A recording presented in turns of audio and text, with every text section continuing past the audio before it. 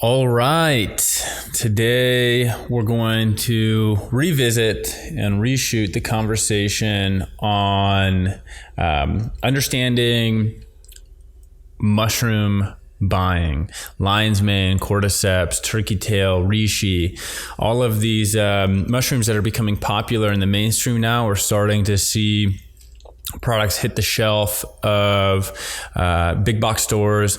I'm seeing them more in Whole Foods, Sprouts, natural grocers.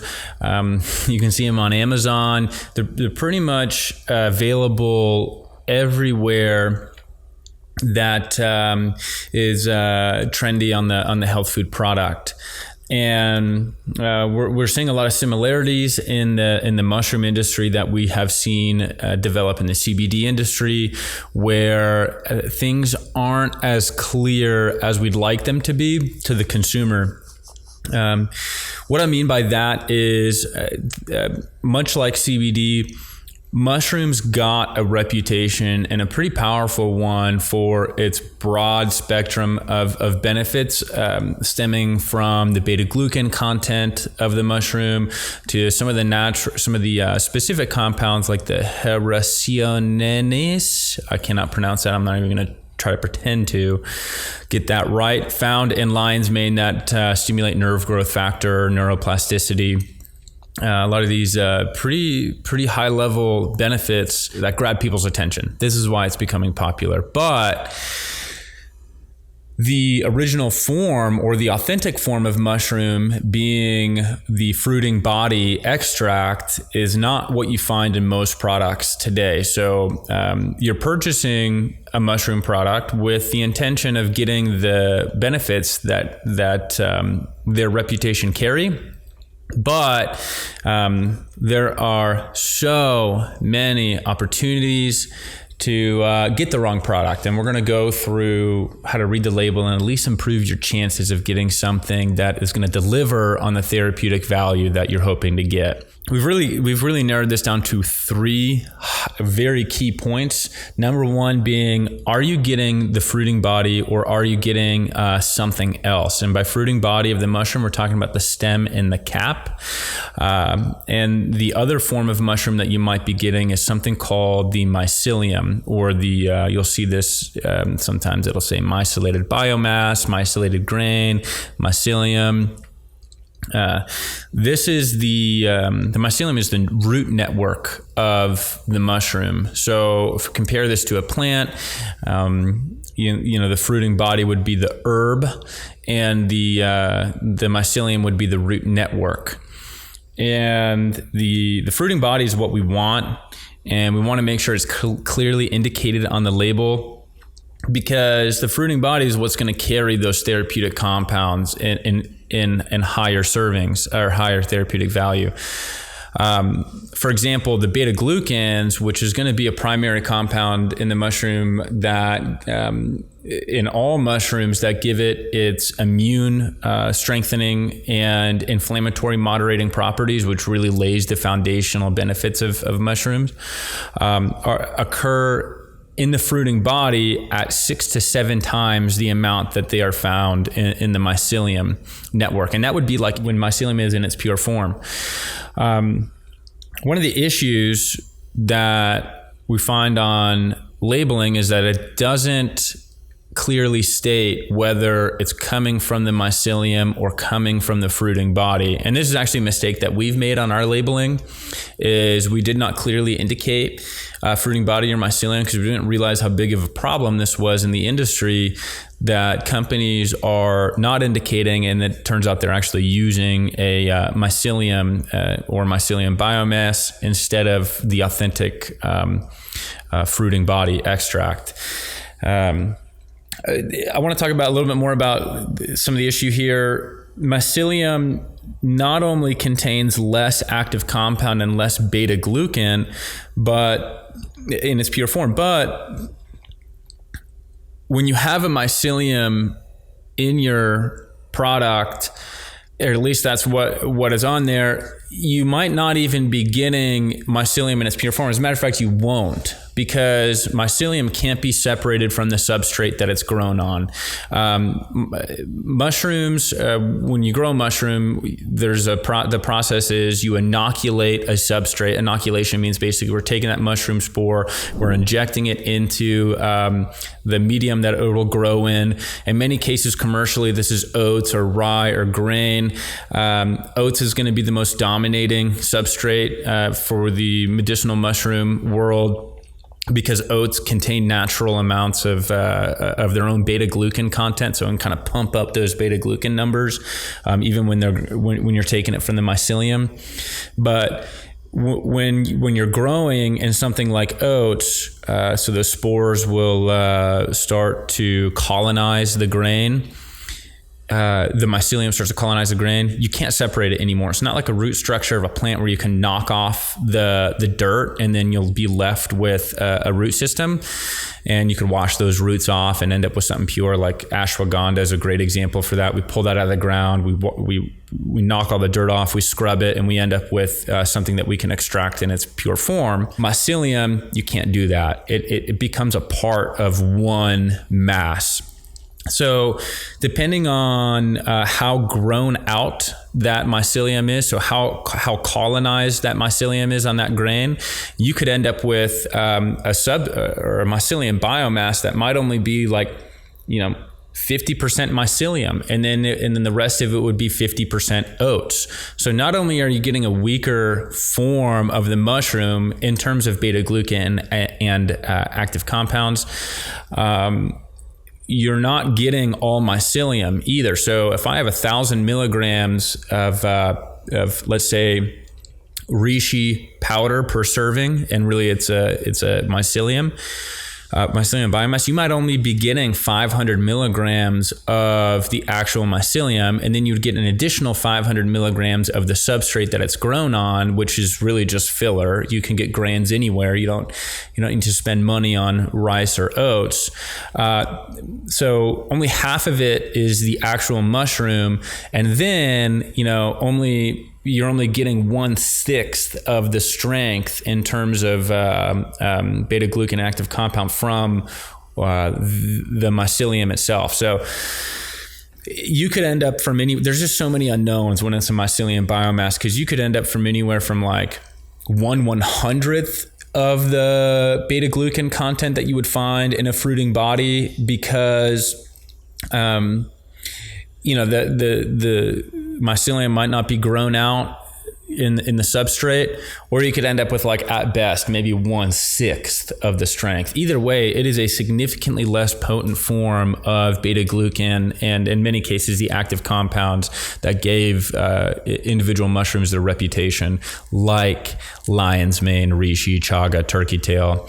There is some argument for turkey tail mycelium, which I've been reading recently about some of the compounds that are in the mycelium network of turkey tail. You could make the argument that would be an acceptable form, but there's still so much unknowns. Even if you are confident that you want a mycelium product, how much of that product is actually mycelium? How much of it is substrate?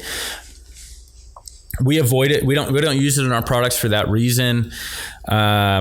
It's also a significantly less expensive form of the product. That's why you can find really cheap mushroom products. They're most likely going to be mycelium instead of fruiting body, because mycelium takes a fraction of the time to grow, and you grow significantly more mass in the mycelium than you do in the fruiting body. Fruiting bodies are mostly water. The stem and the cap are mostly water. It's like 90% of the mushroom is water for most of them.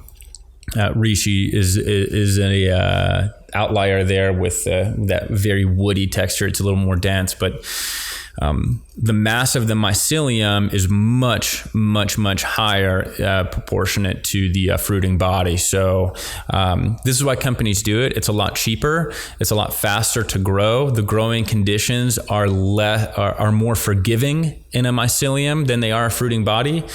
And ultimately that results in a cheaper product. I have a problem with this because most consumers don't know the difference between mycelium and fruiting body. And when they see a mushroom product, they assume that it's going to be the mushroom that they've read about wherever it was, a blog, or maybe they had a doctor recommend it or whatever. That recommendation most likely came from the reputation of the fruiting body. And as a consumer, if you see like a reishi product on the shelf, your assumption is going to be that it is what you're looking for, when in reality, the majority of the market now is dominated by mycelium biomass, which is not the same. So as a consumer, what you want to do is make sure on your ingredient deck on the back. So, I can put fruiting body anywhere here on the front of the label. That still doesn't mean that my product is made from fruiting body. So don't be fooled by like some terminology up here that says always from fruiting body. That's good, but you need to turn it over on the back and make sure that the ingredient deck specifies that the extraction or the product is from a fruiting body. Don't let it just say reishi or chaga or lion's mane. Make sure that it says reishi fruiting body, chaga fruiting body. Because if it doesn't specify fruiting body, you cannot assume fruiting body, even if it says it somewhere on the front of the packaging. I know that's kind of a jaded, a crappy way to view the supplement industry or the natural holistic industry, but it's the reality. There's a lot of misleading stuff out there. A lot of companies are operating and forming their businesses around profit. We talk about this often, and it can be a negative thing, but it's the reality. If you're going to invest in your health, make sure you're getting the right thing. So number one is make sure that you're getting a product that clearly indicates fruiting body over mycelium. And if it does not specify, you cannot assume is what we would like you to do. And we actually have to update our packaging to clearly indicate, because like I said in the beginning, we didn't know this was such an issue in the industry, that people were being so misleading, which it is what it is. We are updating our packaging since we only use fruiting body. Next is going to be milligrammage. So number 2 on our list of priorities is how many milligrams of that actual mushroom are you getting? So just because it's on my label and on my ingredient deck doesn't mean you're getting a significant amount of it. And this applies to all supplements. We see it in all supplements. Just because it's on its label doesn't mean you're going to be getting a therapeutic value or therapeutic serving size of it. We'll keep this one relatively short. We want you to know how many milligrams of mushroom you're getting per serving. And I would say that anything over 1,000 milligrams is going to be significant. Anything under 1,000, you need to be looking at price and seeing, is this a good value for me? Our mushroom products now with the new formula are at 1,600 milligrams per serving. I say mushroom products, I'm talking specifically about our adaptive cacao, has 1,600 milligrams per serving between reishi, chaga, lion's mane, and cordyceps. And that is 1,600 milligrams of fruiting body. And so yeah, not a whole lot to unpack there. I think it's just important that it is listed. If you see anything under 1,000 milligrams of any mushroom, you need to be looking at the total servings, amount of servings, and evaluating whether it's a good value or not. And that'll be an evolving situation in terms of value. As the mushroom industry starts to boom, we would hope to see a larger supply hit the market, and that should drive prices down. So I'm not going to throw any numbers out there right now on what you should be paying for a mushroom product, 1,000 milligrams plus on fruiting body, because there's a lot of variables there, and I think this is going to evolve over the course of the next year as the popularity increases. The third is going to be extract versus non-extract. Now, this is number 3 on the list, although it is important. The first two are going to trump the third.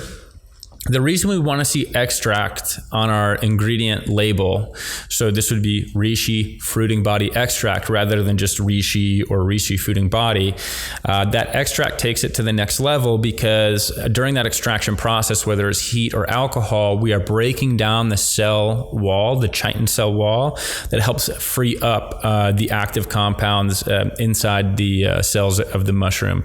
This is a digestion bioavailability topic, where basically the extract form is going to make the active compounds in the beta glucans more available for your body to digest. That way your body doesn't have to do the work to break down the cell wall.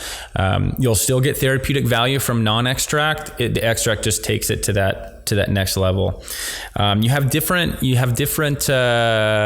strengths of extract. We use both 1-to-1, 8-to-1, and 10-to-1 extracts depending on the product we are making. And there are different benefits to each one. 1-to-1 extracts, which are found in our adaptive cacao, are going to be more full spectrum, meaning they have gone through a less of a refinement process. That's typically our concept as a company in whole is less refinement is better, and we do believe that in almost all scenarios. You're going to get more fiber, higher ratio of fiber to active compound ratios in the 1-to-1s, and there's going to be a lot of overlap between the benefits of all the different mushrooms in the 1-to-1 extracts, because they're going to have some similarities, some foundational similarities like the beta glucan content.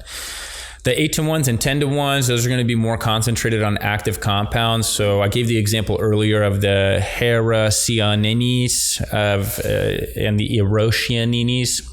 I cannot pronounce those. In the lion's mane mushroom, that it improved nerve growth factor, neurotropic and brain supporting compounds are going to be more concentrated in the 8-to-1 and 10-to-1 extracts. We use these for our honeys because we just have less material to work with. We want to make it as concentrated or as focused as possible on those specific properties. So to simplify this, the adaptive cacao using the 1-to-1 is going to be more cast a wider net, so more wide acting and benefit.